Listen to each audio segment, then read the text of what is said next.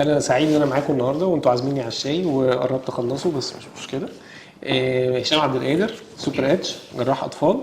النهارده جاي اتكلم معاكم على اللي انتوا عاوزين تتكلموا فيه. يلا بينا. أنا دكتور أحمد موافي، أخصائي طب نفسي وعلاج إدمان ومدير مستشفى موافي للطب النفسي وعلاج الإدمان، ومعاكم برضو النهاردة مع دكتور هشام. هنتكلم عن إيه؟ ادمان الشاي. طيب، في أرضية مشتركة ما بينكم وهي الأطفال، تمام؟ الطب النفسي للأطفال أو تأهيل الأطفال قبل وبعد العمليات، تمام؟ نسأل دكتور أحمد بتتعامل مع ده إزاي لما يجي لك طفل عايز يأهل نفسه أو أهله عايزين يأهلوه للعملية اللي هو رايحها؟ هو الموضوع ده مهم جدا، بس هو الصراحة رير شوية، يعني ما فيش ناس كتير بتيجي قبل العملية تقول لك والله ابني داخل عملية نعمل له إيه؟ قليل قوي. عادة الناس بتيجي بعد العملية. فلو جم قبل العملية ده خير وبركة وتبقى حاجة حلوة جدا، لأن هم فعلا كده بقى عندهم وعي، وده اللي احنا عايزين نتكلم فيه النهاردة. ان الطفل او اي حد داخل عملية فعلا بيبقى محتاج شوية تأهيل يعني تهيئة نفسية لكل الاحداث اللي هو هيدخل عليها دي. ايه فايدة التهيئة والتأهيل ده؟ هتقلل المخاطر اللي هتحصل بعد العملية بكتير، هتزود سرعة شفائه من العملية ومضاعفاتها، هتقلل المخاطر النفسية اللي هتحصل له او المضاعفات النفسية اللي هتحصل له او الامراض النفسية اللي ممكن تحصل له بسبب العملية. في ناس من الخوف بتموت، فما بالك واحد داخل عملية، ده راجل كبير، طب ما بالك طفل. الطفل ده محتاج ايه؟ محتاج حاجات كتيرة جدا، بس ده لو جم قبل العملية. بعد العملية عادة بيجوا بنشتغل على التأهيل بقى النفسي والجسدي، وانه يتقبل حياته ويعيش طبيعي. فلو جم قبل يبقى خير وبركة، يبقى كويس جدا. طب قولي لي بقى، انا معلش لما طفل يعني شاب بقى خلاص خلص ثانويه عامه وعاوز يخش كليه عسكريه، مش بيروحوا بابا وماما يلتحقوا له بمدرسه لتاهيل للكليه العسكريه ويعلمونا قفزه الثقه صح. وازاي يجري وازاي يعمل؟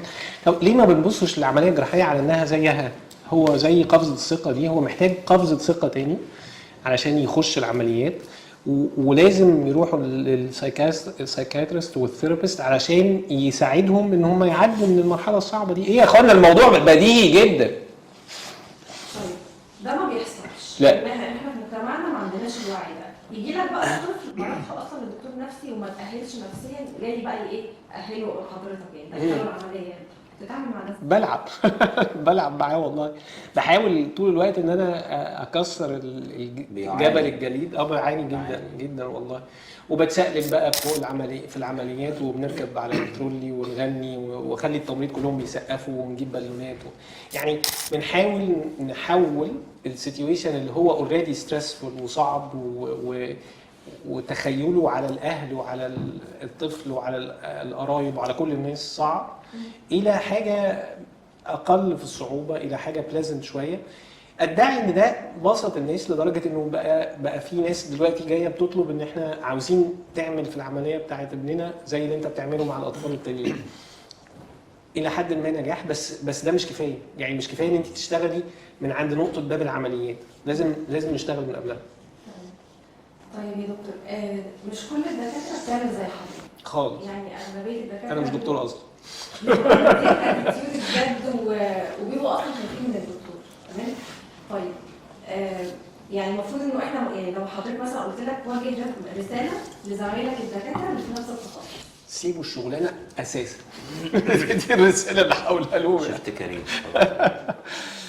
لا يعني الرساله هي انه تحاول تلاقي ارضيه مشتركه ما بين عيانينك وما بينك، ان انت تشتغل على ان الستريس اللي هينشأ نتيجة العملية ده قلله بشكل ما، انت بقى وشطارتك. يعني لو عيانينك اطفال وهتعرف تلعب معاهم العب معاهم، لو عيانينك كبار وهتقدر تكوميونيكيت معاهم بطريقة ما تخلي العبور من هذا السيتويشن اسهل، اعمل كده، ديفنتلي اعمل كده. طب دكتور احمد، ممكن تقول لنا موقف غريب حصل لك مع طفل جاي يتعالج مثلا نفسيا من مشكله او حاجه؟ كان طفل عنده حوالي 8 سنين قريب، ابن صديق ليا يعني. فكان واقع من الدور الثالث وتقريبا نط كده، فاكر انه هينط مش هيحصل له حاجه، فنط رجليه اتكسرت من هنا كده. كلهم سبايدر مان. فهو تقريبا شاف دكتور هشام عامل سبايدر مان فايه، قال لك اما نط كده فنط ربنا يستر. اتكسر. فراح طبعا جري عمليات وبتاع، وركبوا له شرايح ومسامير وحاجات. الطفل كان قاعد يقول له بابا انا عايز رجلي، انا عايز رجلي ثانيه، رجلي دي باظت خلاص، هات رجلي ثانيه. فالطفل اصلا عنده حاجه اسمها ديناير، مش مدرك ايه اللي حصل، وعمليه في سن صغير زي ده والستريس اللي هو فيه ده، هو مش جاهز لكل الضغوط دي. فالمهم رحت للطفل ده وباباه وبتاع، فلقيته طبعا الولد مش متقبل، اللي هو بابا انا عايز رجل تانية، رجلي دي باظت خلاص هات لي رجل تانية. وطبعا كان في الم شديد، لان بعد العمليه في الم شديد ومش مسموح له ياخد حاجات اللي هي تقيله زي النالوفين بقى والحاجات الادويه الخطيره دي. فالولد كان ما بينامش كمان، فاضطريت اكتب له حاجات خفيفه زي مضاد اكتئاب خفيف جدا كده عشان ينام. الولد ما كانش بينام. زي اتكلمنا بقى في حاجات من دي زي جرح بس كبير شويه وهيلم بسرعه وبتاع. فدور التهيئه النفسيه، هو طبعا دي كانت حادثه مفاجاه، فالحوادث بقى اللي بتبقى لسه زي حد هيعمل بقى عمليه معروفه مسبقا زي اللوز بعد فتره وبتاع، بتفرق جدا. ليه؟ بتفرق في الهيلينج نفسه والتعافي بتاع الجرح، زائد التعافي النفسي انه يطلع سليم، زائد ان هو بيفرق نفسيا في اي مضاعفات ممكن تحصل بعد العمليه. لو راجل كبير انت متخيله بنقعد نطمنه ونقنعه ونشجعه، بص العمليه هنعمل كذا وهيحصل كذا كذا. الطفل بقى بيحتاج شغل اكتر بس بطريقه تانية، لان هو التاثير يعني واحد في الاثنين. في حاجه اسمها اكتئاب في الاطفال زي اكتئاب الكبار، قلق في الاطفال زي قلق الكبار، فلازم نتعامل معاه باهميه. فيا ريت بس نعمل سبوت على النقطه دي النهارده. شفتي بقى يعني التهيئه النفسيه مهمه جدا جدا. ممكن تحكي لنا عن موقف حصل معاك في العمليات بقى، مش قبل او بعد؟ نجحت ولا فشلت؟ اصلا عندي الاثنين. بيبقى نايم في العمليات؟ لا اللي هو قبل، مش انت قصدك قبل؟ لا في العمليات نفسها، في نصيحه من التخدير، حاجه حصلت مثلا مفاجاه. لا يعني يصحى من التخدير ده صعب. قليل شويه. انما يعني انا فاكر كويس ان في طفله كنا رايحين العمليات وحاولنا ان احنا نلعب معاها ونهديها، رافضه تماما. وبعدين دي مشكله كبيره في الاطفال، ان هو ما عندوش الادراك الكافي ان انت تدخلي صوت العقل. يعني انا ممكن اكلمك لو انت in a panic situation، طبعا احمد بقى اشطر مني في موضوع البانيك ده، انما ان انا اكلمك احاول اهديكي واحاول افهمك انه البروسيجر اللي انت هتعمليه مش متطلب هذا الهلع. بس الاطفال صعب، يعني هكلمه هو مش فاهم، يعني مش قادر اصلا من كتر الستريس اللي هو عنده ان هو يدخل الكلام في مخه. يعني anyway هي بتحب قوي مامتها اللي قالت لنا يعني اليونيكورن. حلو، طيب حبيبتي تعالي هنلعب حاجه ليها علاقه باليونيكورن. ورحت موقف الدنيا خالص العمليات ونزلت، كان في محل هدايا في المستشفى، اشتريت لها لعبه يونيكورن وجبنا اغنيه. ده قبل. لا انا بنشجع انا كل ما بحاول ان انا لا، هو بعد العمليات صعب انك تتكلمي معاهم يعني لغايه ما يفوق، يعني مش هتبقى حاجه ظريفه انك تحاولي تتدخلي في المرحله دي. انما قبل، هو الشغلانه كلها قبل ان احنا نوصل ان احنا ناخد التخدير بسلام من غير ما نعيط ونرفص ونشد ونعمل ده بيبقى يعني صعب. anyway ما نجحتش كل المحاولات، يعني جبنا اليونيكورن ولبسنا اليونيكورن وغنينا اليونيكورن وعملنا كل حاجه اليونيكورن. كانت واقعه خبطت على دقنها ودقنها مفتوحه، فكان لازم نخيط الجرح. فالاعداد النفسي مهم جدا جدا، لان هو يعني قبليها شو يعني السيتويشن زي كده، هي اصلا جايه موجوعه انها وقعت واتخبطت ونزفت، والستريس بتاع كل ده والبين مؤذي. فانت بتحاولي بقى انك كمان تخرجيها من ده، حاجه صعبه مش سهله. الاطفال يعني التعامل معاهم تريكي جدا جدا. النقطه دي اللي الدكتور شامي يقصدها ان الادراك نفسه لسه ما اتكونش عند الطفل، مش زي الكبير. بص يا حاج، ان هنعمل العمليه دي مهمه كذا كذا، نجاحها كذا وفشلها كذا واضرارها ومضاعفاتها كذا. انما الطفل انت تقول له لا اعمل عمليه يجري ويعيط. هو بيعيط، هو بيعبر عن استيائه بالعياط اصلا، لان لسه حته الادراك دي دايما برضو الستات كده بتتضايق منها. هو انت مش قايله لك امبارح ان ده غلط؟ فبيعيدوا تاني. الاطفال اولا ذاكرتهم قصيره وضعيفه، لسه ما اتكونتش قد كده، يعني اللي هو ينسى انت قلت لي امبارح يا ستي ما انا طفل لسه، فيعمل كده تاني. زائد ان حته الادراك، يعني ايه الادراك اللي اقصدها؟ الريزونينج، اللي هو الصح ايه والغلط ايه والحلال والحرام والعيب، فلسه مش فاهم اصلا. طب بص هنعمل عمليه عشان انت عندك حاجه خطيره، يعني ايه اصلا حاجه ضيف لده بقى ان احنا ناجحين جدا ان احنا نخوف ولادنا من الدكاتره. من الدكاتره. فهو اصلا فكره الدكتور دي بشكله التقليدي بالوايت كوت الفكره الدكتور شاملي عبقريه. انك مثلا انا بتخيل مثلا اوضه العمليات بتاعه الاطفال المفروض تبقى بينك والعاب وحاجات، بحس هو يبقى داخل كاننا داخلين نلعب ويحط فيها دباديب وبتاع. حد عمل دي قبل كده تاني؟ دي حاجه من ضمن الحاجات زي الترند اللي ماشي مثلا في اوض النساء والولاده، بيعملوا اوض النساء او الاطفال، دكاتره النساء دلوقتي بيعملوا كده. فممكن نعمل اوضه عمليات الاطفال بشكل جميل، الطفل يدخل ما يخافش مثلا. ده له علاقه بالبرمجه العصبيه يا دكتور، فكره ان الطفل مش هيفهم المدخل العقلي اللي انت داخله بيه، فهو محتاج حاجه يقدر يستوعبها. ايه المدخل العقلي ده؟ اني معلش هنستحمل. انا دخلت من البوابه دي بس لا كنت دخلت مدخل غلط. استاذه منى ربيع كانت عامله جلسه مخصوص على البرمجه العصبيه دي، فكره ان الجسم وهو متوتر انت مش هتقدر تدخله من منطقه، صح، من عقله، فانت محتاج زي واحد جعان ينفع تدخل له زي وانا جعان هتقعد تقنعني مثلا عن الادب والعيب وما ينفعش. يا عم انا جعان اكلني واتكلم معايا. فالطفل لازم تهديه بطريقه الالعاب وكده، زي ما حضرتك بتعمل دي طريقه صح. العبه واهزر معاه وهديه، هو كده هيهدى بدي الطريقه اللي بنستخدمها مثلا مع الاطفال كتكنيك. الكبار مش هقعد العب معاه ايه العبط ده داخلين على العمليه. فلازم تقول له بقى الحاجات، العمليه دي وضعها كذا وما تقلقش نسبه مخاطرها كذا وهكذا. فهي فكره في التكنيك في الاطفال. زي مثلا اكتئاب الاطفال، ما هو بيجي ازاي؟ مثلا الطفل يقعد يعيط ما يحبش يروح المدرسه، ممكن يعمل حمام على نفسه، فده اكتئاب الاطفال اعراضه كده. الكبار لا، ما هو هيعيط ويحزن وما يروحش شغله. فكل واحد انت عارف ان انا لسه عارف من واحده زميلتي ست شاطره كده بتشتغل دلوقتي، بقى في تخصص جوه الاطفال اسمه الرضاعه الطبيعيه. يعني والله بقى في بريست فيدنج سبيشالست. ففي دراسات دلوقتي بتتعمل على انه البيبي الصغير الرضيع ده ممكن عنده سايكولوجي وعنده نفسيه، وممكن يكون ان هو مش بيرضع كويس، ده راجع لانه هو سايكولوجيكالي مش قابل الرضاعه مثلا في وضع معين، ان هي شايلاه بشكل خاطئ، فهو ده عامل له حاجه سوماتيك يعني عضويا متاثر، وبالتالي هو مش عاوز يرضع، مش عشان عنده حاجه عضويه، وطول النهار رايحين جايين للدكتور بقى اصل البيبي مش بيرضع، اصل انما اكتشفوا ان في جزء نفسي، هو مش عاوز الرضاعه بالشكل ده. انا ممكن احكي موقف لطيف جدا حصل معانا شخصيا. بنتي تقريبا عندها سنه او اقل، تقريبا كان 6 شهور 7 شهور. هي لما بتجوع بتعيط في الوقت ده، فعيطت ومامتها تقريبا كانت في المطبخ وانا في الحمام، فقامت صحيت وعيطت. فطبيعي لما كان بتعيط بنروح نشيلها وتسكت وهكذا، او نجيب لها الببرونه على طول فتسكت.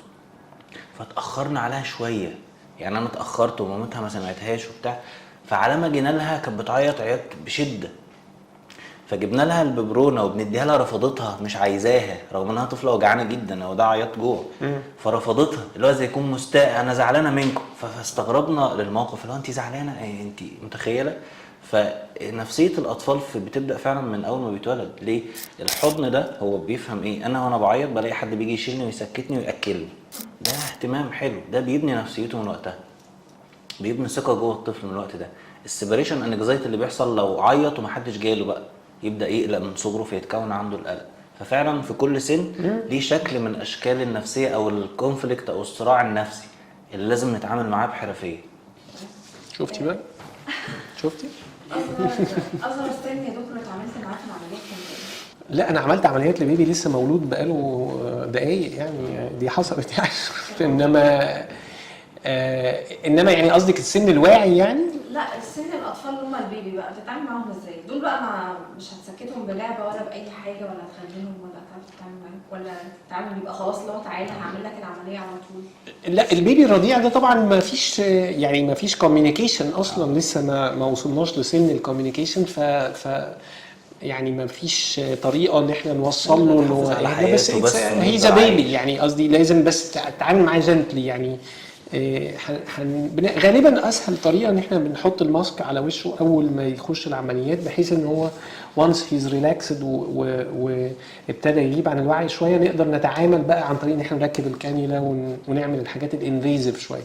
يعني دي اسهل طريقه للتعامل مع الاطفال، ان انت الاول يخرج عن دايره الوعي وبعدين نبتدي نعمل الحاجات، لان انت عشان تقنعيه يعني انت شخصيا او انا لو انا رايح اعمل عمليه هيجي لي الدكتور وهيقول لي معلش احنا هنشكك شكه صغيره، ناموسه دبانه بقى اللي هو عاوزه يعني، المهم هنركب الكانيولا ونبتدي نديك فيها حاجات تقلل البين وتقلل الاسترس. ده مش لوجيك مع الاطفال، مش هعرف اقنعه ان انا هشكه، فهبتدي ان انا ناخد الماسك الاول بحيث ان احنا نهدى وننام، وبعدين نبتدي الحاجات الانفيزيف بتاعتنا. طب يا دكتور عمر جالك طفل هو اللي عايز العمليه مش اهله؟ حصلت مؤخرا الحمد لله يعني، لان الطريقه بقت تجذب الاطفال اكتر من الكبار.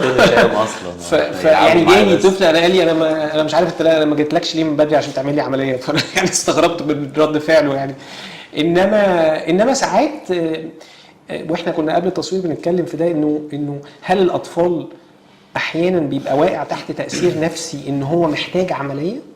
ساعات يعني قليل ده عن الكبار بتهيالي، لان الكبار ممكن يبقى عندهم حاجات نفسيه تبقى هو حاسس انها عامله له حاجه عضويه، وانه الحاجه الوحيده انه يخف من ده ان هو يعمل انترفنشن او بروسيجر او عمليه او حاجه زي كده. انما جالي طفل انا فاكره كويس، الولد ده يا حبيبي كان اتعرض لمشاكل صحيه كتير من هو صغير، وعمل فوق ال 30 بروسيجر، يعني دخل نام في العمليات وخرج 30 مرة.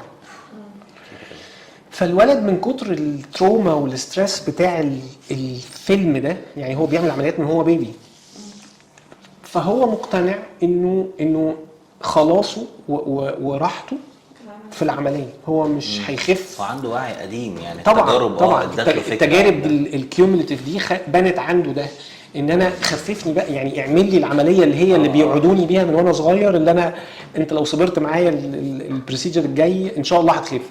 فهو خلاص بنى عنده هذا الوعي ان انا مستني دي اللقطه اللي انا هخف بعدها. يعني حاجه بس يعني الحمد لله ده في الاطفال مش كتير. طب دكتور احمد، المنتال هيلث عند الاطفال بعد العمليات ممكن مثلا يتحول ان هو يبقى مريض نفسي بسبب الميموري دي؟ ان هو حد طبيعي جدا دخل عمليه طلع مثلا شخصيه تانية او افكار تانية. ما هي على حسب بقى طريقه تعاملنا معاه بعد العمليه، لان وبرضه على حسب نتائج العمليه. لو كانت عمليه طبيعيه وخلصت لوز واتشالت وبتاع وهيرجع طبيعي تماما، ده ما فيهوش مشكله. بس التاهيل النفسي من البنج بقى والصدمه والحقنه والشكه والمستشفى ده كله لازم نهيئه نفسيا. يعني زي الطريقه اللي بيعملها الدكتور هشام كده، ان احنا بنلعب اهو والعاب، انا رحت المستشفى وعملت عمليه وجيت، فدي حاجه لطيفه جدا. انما لو اتعاملنا معاها بشكل اللي هو الاهل يلا عشان تعمل عمليه وتعالى خد علاجك خد كذا، الطريقه دي هتصدمه اكتر، وممكن فعلا تولد جوه خوف من المستشفيات والدكاتره والحقن وكل حاجه تخص الموضوع ده. فهي الطريقه اللي بنتعامل معاها اللي هي التاهيل بقى النفسي او التعافي.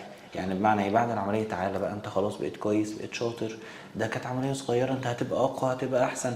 فالطريقه اللي بنتعامل معاها هتفرق. بمعنى لو سيبناه مستسلم او التروما دي اثرت عليه لوحده كده يتعامل معاها لوحده كطفل واحنا ما ساعدناهوش، لان الطفل دايما بيبقى مستني الدعم من باباه ومامته من اهله. لو ما ساعدناهوش فعلا ممكن تسيب جواه الكونفليكت اللي قلناه، فيكبر مفيش ثقه في اهلي دول ودوني وانا صغير عملت عمليه. يا ابني ما احنا كنا بنعمل لمصلحتك، بس هو مش فاهم مصلحتك دي يعني ايه برضه. فالطريقه اللي بتفرق طبعا لو اتعاملنا بشكل كويس وصحي يحبنا جدا ويقتنع وبتاع. انما مثلا لو ولدنا جواه الخوف من الحاجات اللي زي دي، لما يكبر حتى ممكن يخاف من العمليات وكل ده.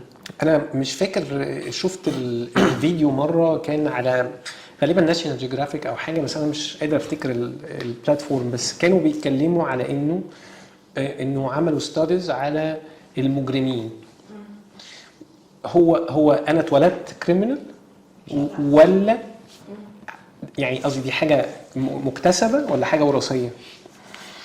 انما يعني اللي انا فاكره من الفيديو انه كان بيتكلموا على ان الخبرات المؤلمه للاطفال بدري في حياتهم من ضمنها طبعا خبرات الالم ممكن تؤدي في النهايه الى شخص غير سوي نفسيا، up to انه كريمنال ممكن يعني على حسب الفيديو يعني. صح. تمام. طب دكتور احمد، في حاجه اسمها اللي هي الفانتوم ليمب سيندروم دي، انه مثلا الاطفال اللي هم عملوا جراحات صعبه شال ايده او رجله او حاجه من الحاجات دي، المفروض انه ده بيكمل حياته ازاي؟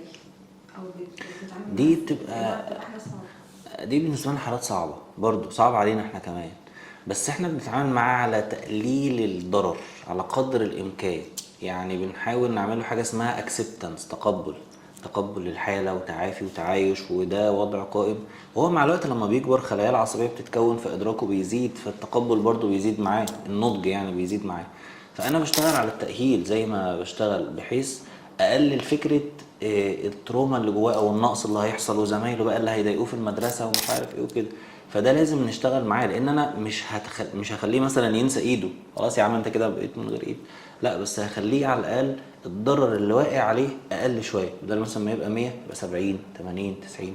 بس دي بتبقى حاجه طبعا محتاجه لونج تيرم بلان، يعني الموضوع ده طول العمر، واحنا برضو بنشتغل معاه طول العمر، وبنوعي اهله والجيران، ولو حصل اي حاجه نلحقها. زائد برضو ان احنا يعني بندعو المجتمع، ان المجتمع كله نسيج واحد، احنا كلنا ناس واحده، وحاجه مصطلح زمان اسمه الاسره الممتده، يعني المجتمع كله اسره واحده المفروض بيساعد بعض.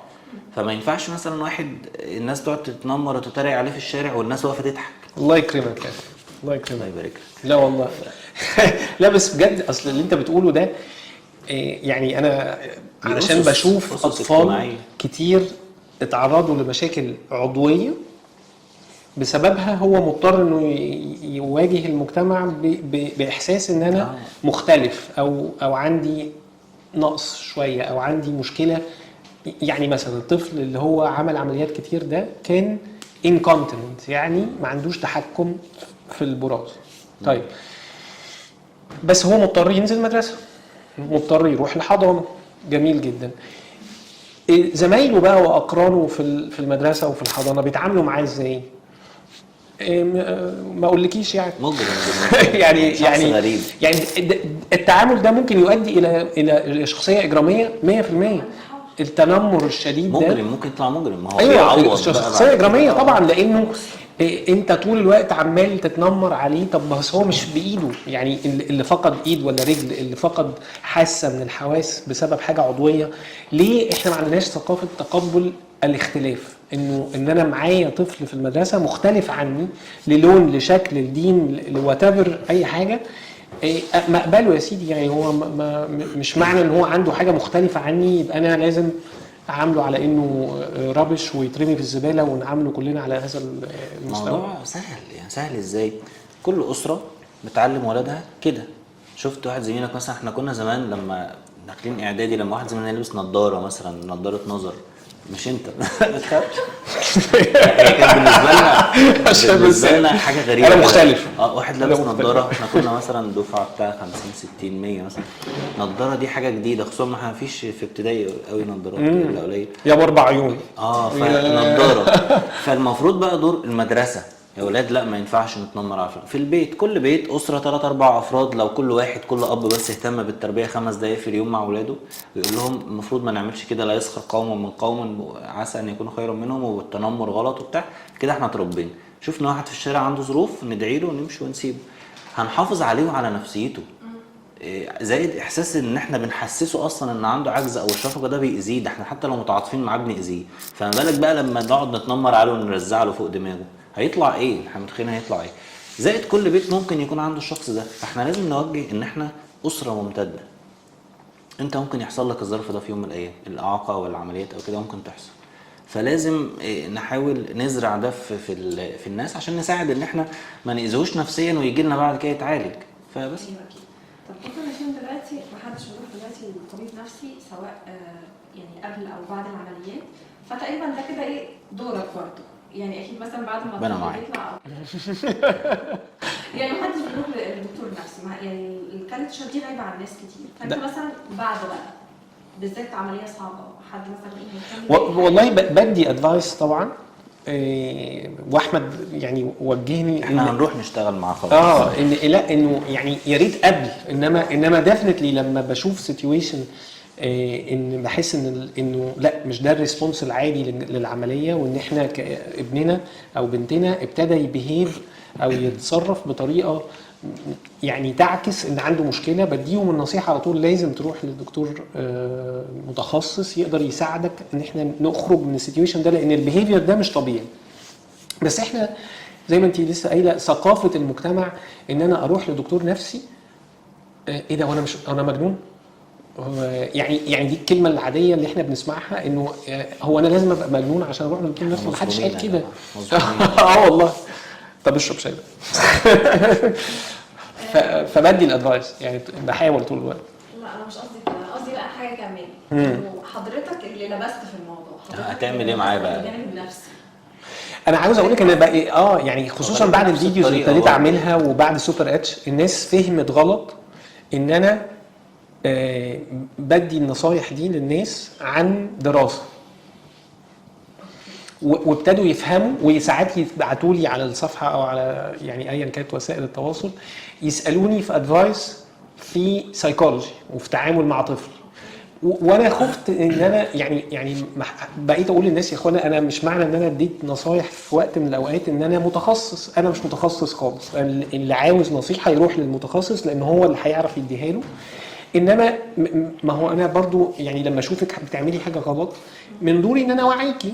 ايوه بس مش معنى ان انا وعيتك ان انا متخصص تاني. احنا بنخلط بس ساعات الناس الحاجات مع بعضيها. لا، في ناس متخصصه هي اللي تدي التوعيه الصحيحه. انا بدي بس جنرال، يعني اقول لك خلي بالك الشاي سخن هيلسع ايدك. ايوه بس انا مش راجل بشتغل بعمل شاي وقهوه كل يوم يعني. بس هي الناس لازم تفهم الفرق ما بين الحاجات. ما هيقطعوا علينا لو يعني كل واحد. طب ايه البيهيفير الغريب تقصده يعني لما بتشوفه تقول لا انا لازم اروح لدكتور نفسي؟ بصي الاطفال الجميل زي ما احمد قال ان هم عندهم شورت ميموري، يعني هو التجربه النفسيه اللي مر بيها، تعرضه للجراحه وتعرضه للالم دفعتلي بتسيب عنده اثر، انما مش اثر طويل. مش المفروض، يعني المفروض ان هو في خلال فتره قصيره يرجع يتصرف مع اسرته ومع اهله، خصوصا يعني ان شاء الله يعني لو السيتويشن ده خرج على خير، يعني هو الوعكه الصحيه او ايا كان المشكله الصحيه اللي كانت عنده خلاص خلصت وبالتالي رجع نورمال. فالمفروض ان هو يبيهيف زي ما كان قبل. طيب ساعات بنقابل بقى سيتويشنز كده ان هو ما رجعش ليه؟ فساعتها بدي الادفايس انه لازم نشوف حد متخصص يساعدنا يجاوب على السؤال ده، ما رجعش ليه؟ هو ايه المشكله اللي عندنا ان هو ما بقاش يتصرف زي اللي قبليها؟ طب يا دكتور، هو سؤال حزين شويه، عمر مثلا انا معاك. عمر عمليه فشلت لا قدر الله والطفل مات يعني مثلا؟ بيحصل طبعا، ما حدش يعني نسب على حسب بدايه خطوره العمليه نفسها من البدايه اصلا 100%. بس يعني مكتوب.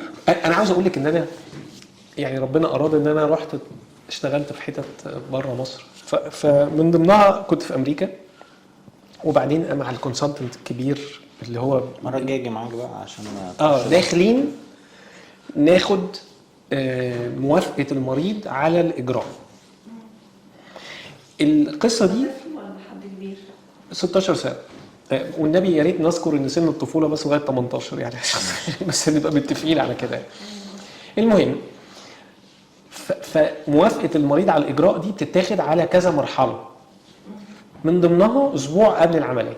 يعني لازم يشوف المريض الدكتور قبل العمليه باسبوع ويقعد يعدد معاه مشاكل الجراحه، المضاعفات المحتمله. فبيقابل المريض الدكتور قبل العمليه باسبوع، بيقعد يناقش معاه المضاعفات المحتمله للجراحه. طبعا احنا هنا في مصر ان انت يعني لو واحد جاي لي وانا بقول له عمليه، والله اصل وارد فشل العمليه بنسبه كذا، هو اول ما اقول له حاجه زي كده هيبص لي طبعا هيتهمني بالجنون، وايه الدكتور اللي بيفاول في وشي وبيقول لي وبيحاول يخوفني من العمليه ويزقني بعيد عشان اروح لحد تاني. يعني ثقافه ان انا اشرح لك انت هتعمل ايه ونسب نجاحها نسب فشلها، لانه ما فيش حاجه في الدنيا مطلقه الا وجه الله. ففي اي حاجه في الدنيا وارد انها تفشل بنسبه. طبعا في عمليات زي ما احمد قال فيها اصلا درجه صعوبه ودرجه خطوره ودرجه مشاكل، وبالتالي نسب المشاكل فيها اعلى من غيرها. المهم الراجل الجميل ده كان بيكلم البنت، انا فاكرها كويس. بصي، اول حاجه انت ممكن تموتي. اول كلمه، والله اول كلمه طلعت من بقه يا نهار اسود انا قعدت هو اسمعه. هو انا قلت دي اكيد هتاخد بعضها وتمشي يعني. ده نمرة 2 ممكن نعور الطحال بتاعك وتنزفي وتموتي. نمرة 3 ممكن نعور المعدة بتاعتك ويحصل ثقب فيها ويحصل مشكلة وتموتي. فضل يكرر كلمة تموتي دي مثلا 5-6 مرات.